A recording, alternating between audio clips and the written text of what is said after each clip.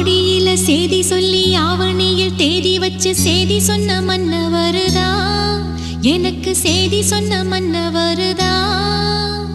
சொந்தம் சொல்லி நெத்தியில குங்குமத்தை வச்ச ஏன் மன்னவரு